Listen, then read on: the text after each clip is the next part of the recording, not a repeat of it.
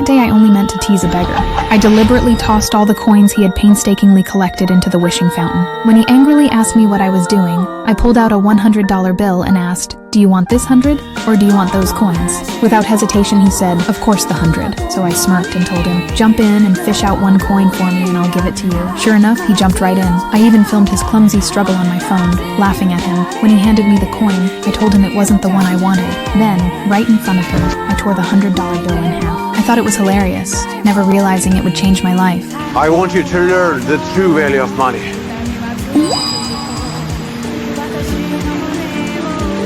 Oh my god, what have I done?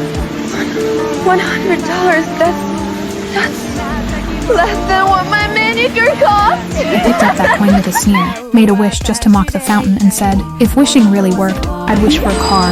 Have fun. Now that she's sorted, look at you, look at me! What are you, and what?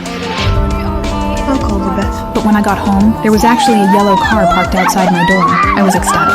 I thought my father had given me a car as an 18th birthday gift. I threw myself into his arms to thank him, but his face was full of confusion. Who are you? Come on, Daddy, it's me, your beloved daughter, Bree. He said my daughter would never be a beggar. I froze. Looking at the car window's reflection, I saw a filthy beggar staring back at me. I frantically tried to explain I was his daughter, but he didn't believe me and kicked me out. Helpless, I ran back to the fountain to wish again. I finally found a coin and tossed it into the water. On the surface, I seemed to return to normal, but in everyone else's eyes, I was still a beggar. I broke down, slapping the water in despair. The beggar reappeared beside me.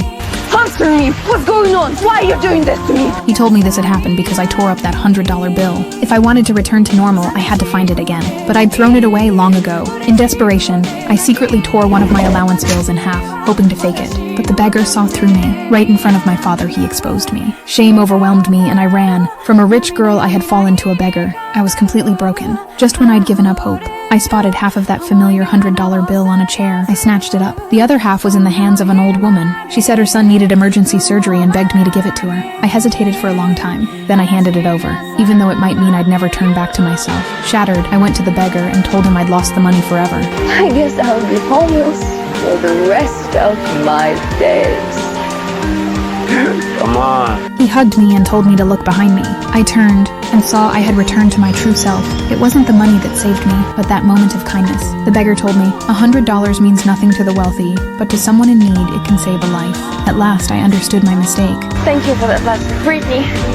Yes. When my father found me again, I threw myself into his arms. He handed me a car key and said it was my real coming-of-age gift, but I gave it back, telling him I already had enough and we should give the money to those who need it more.